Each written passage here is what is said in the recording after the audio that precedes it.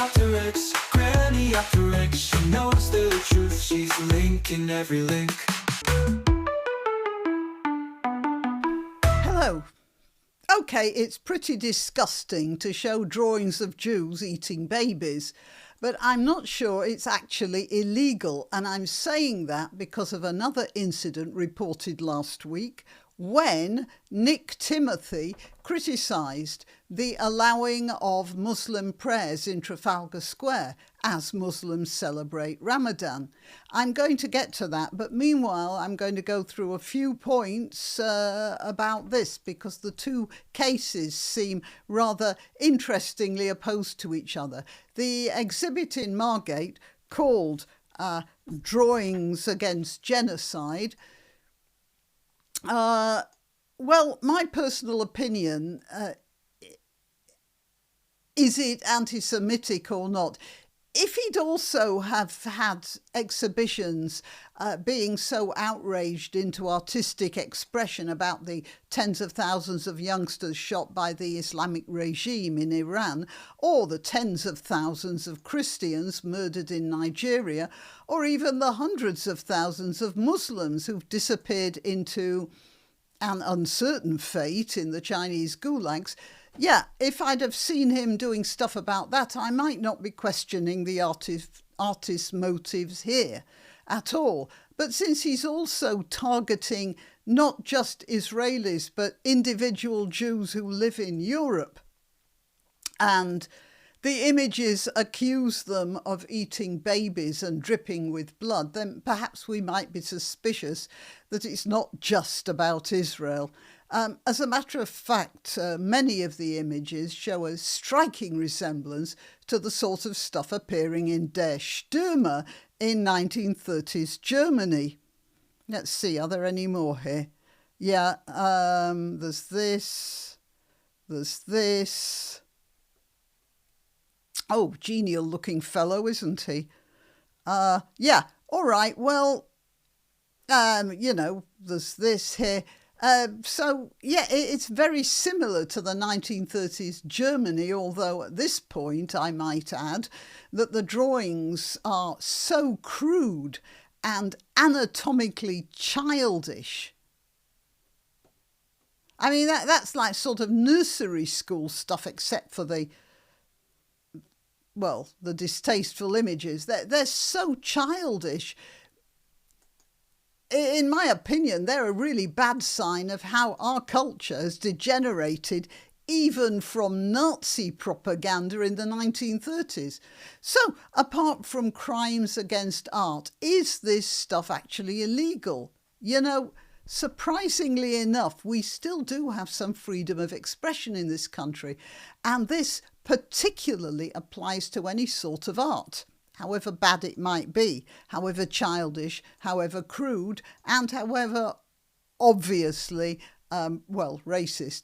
Under the Human Rights Act 1998, artistic expression and political art are particularly protected under the right to freedom of expression, which actually might give us a clue on how to behave when the police come knocking on our door for quoting Lucy Connolly. Just say you're a performance artist. Because I've found several court cases in which a not guilty verdict was given for art that, quote, offends, shocks or disturbs. So the laws are there. And I suppose the artist in this case might know of the same examples, which is why he's done what he's done.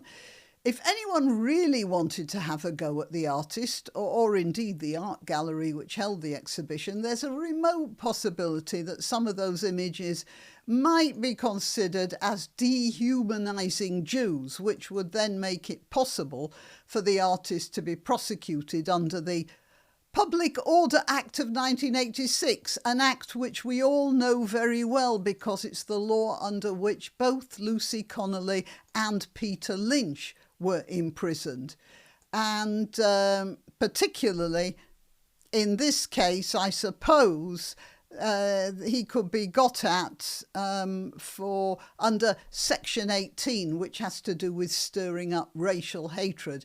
It states that it's a prosecutable offence if the work intends to stir up racial hatred. However, proving intent is quite difficult. Well, it would be difficult unless, of course, as in the cases of Connolly and Lynch, the courts have the governments pushing at them, in which case, well, no proof is even necessary. In this instance, though, the government probably wants to keep its anti-Semitic Muslim voters on side, and so there's hardly likely to be any government involvement at all.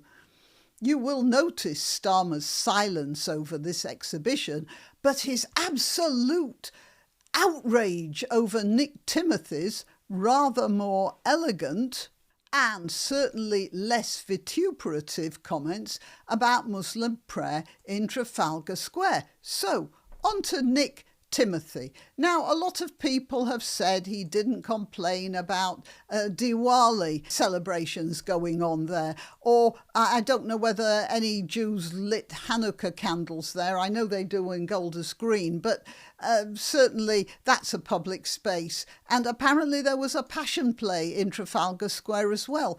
The difference is that all the aforementioned were open to all, and they were celebrations. Muslim prayer, by definition, is exclusionary. And certainly I wouldn't be allowed to wander through those praying crowds in the way that I could wander through a Diwali celebration or a load of Jews in Golders Green lighting Hanukkah candles. They wouldn't keep people out. So this is a matter of appropriation that Nick Timothy is talking about, not inclusion. But I do want to point something out. I made a note here. When Nick Timothy was being interviewed on, I think the Telegraph podcast, but I don't remember for sure, he talked about the fact that they broadcast the Adhan, which is the call to prayer, and which is definitely a domination type of thing, because it says very categorically that there is no God but Allah and Muhammad is the messenger of Allah. And Nick Timothy talked about the Adhan. He didn't have to explain what the Adhan was.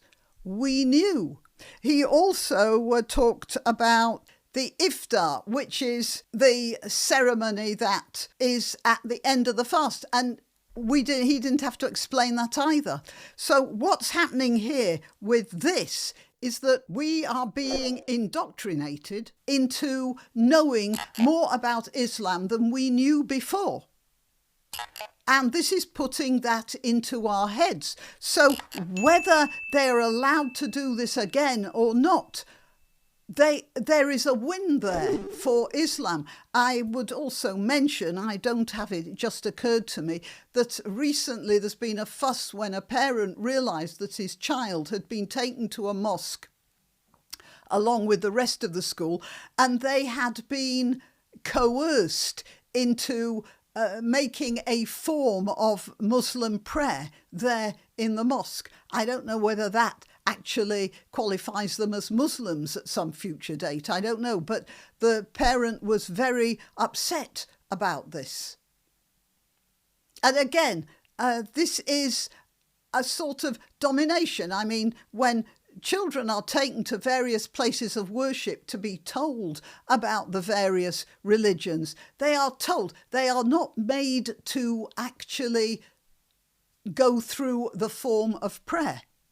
So there is a definite appropriation here in Islam, which is being encouraged by our government, and as I mentioned before. When Nick Timothy spoke about this, wrote this here in the Telegraph, which is not at all insulting or offensive. It's merely a statement that praying in the mosque is fine, but taking over a public space to explicitly reject Christian belief in Jesus, that is not appropriate, and he's perfectly entitled to that opinion. And of course, our Prime Minister immediately asked for his dismissal. But you see, this is a win anyway. We're talking about it. We have to talk about it. And we're learning words that we didn't know before. Well, I knew them because I'd studied it, but most people didn't and didn't want to know either. And that's the problem. These stunts are educating us about Islam. And whatever we do, this is going to chip away at our wish not to know more about this particular religion. Right, well, there you are. Yeah, that's it. Till next time. You can help my channel by subscribing and clicking the notification bell. That's quite important. And by sharing if you're so inclined. Links to my other channels and to donation methods are in the description. But the best way you can help is simply by clicking like and notify. Thank you.